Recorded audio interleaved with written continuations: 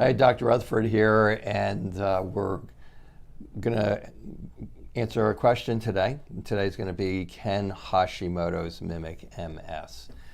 And the answer is, oh, absolutely. There's no question about it, because Hashimoto's can come in so many different forms.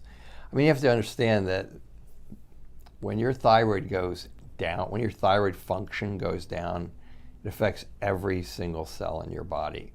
And depending on which cells are, let's say, more beat up or maybe more genetically susceptible, you're gonna experience those symptoms.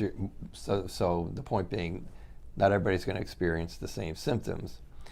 Hashimoto's affects so many more specific organ systems. It affects your brain. It affects your gut.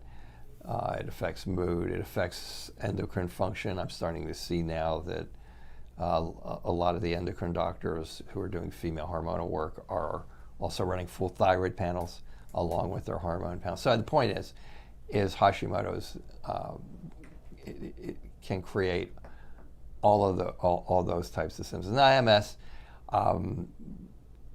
when I used to be more strictly chiropractic in those years, I used to get a lot of people who came in and thought they had MS, and they actually had spinal problems. They actually had irritation in the nerves in their neck and irritation in the nerves in your low back. Because when you have early MS signs, when you start getting numbness and tingling in your hands and your legs together, your neurologist is going to test you for MS. That's like the earliest signs of MS. If you have Hashimoto's, oh my God, can you get numbness and tingling in your hands, in your feet? Yeah, you can get that. It should be easy to delineate that from fibromyalgia, from MS, if your doctor knows what tests to run, because there's pretty specific tests for Hashimoto's. And could you have both together? The answer is yes. Can you have, but there's specific tests for Hashimoto's, and there's specific testing for MS relative to antibodies against myelin basic proteins, which is the myelin that wears away around the nerves, that creates the symptoms of multiple sclerosis. And certainly there's different stages of tissue damage in the brain that can be imaged with MRIs. So you can kind of separate that out. You can have MS and Hashimoto's, because it's rare that somebody gets just one autoimmune problem. It's just there's very few people that come in here that have one autoimmune problem. Let me put it that way. And it's common to have Hashimoto's and autoimmune gastritis, or Hashimoto's and celiac disease, or Hashimoto's and GAD antibodies against your cerebellum, and on and on and on. Again, autoimmune gastritis and endometriosis, and so many of these things go together. And so it certainly is I don't know if it's common, because I don't see a lot of MS patients, but I do know that I do know of a couple of patients who've come in here who had MS and had Hashimoto's together. So I guess the answer is yes.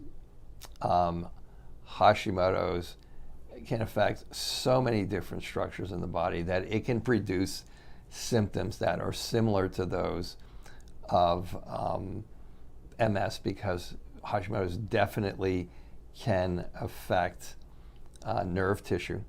It can affect brain tissue. I mean, you get Hashimoto's and it decreases inflammation. I mean, it decreases blood supply to the brain. It increases inflammation to the brain.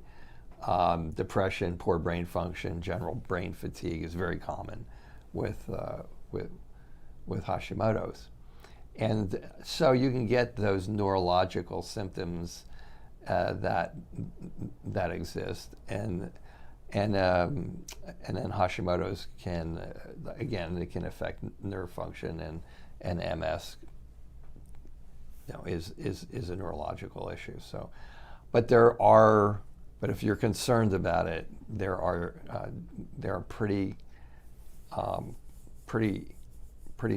successful, pretty solid diagnostic tools to kind of delineate one from the other for you. So you have your doctor run the antibodies. If you already know you have Hashimoto's, then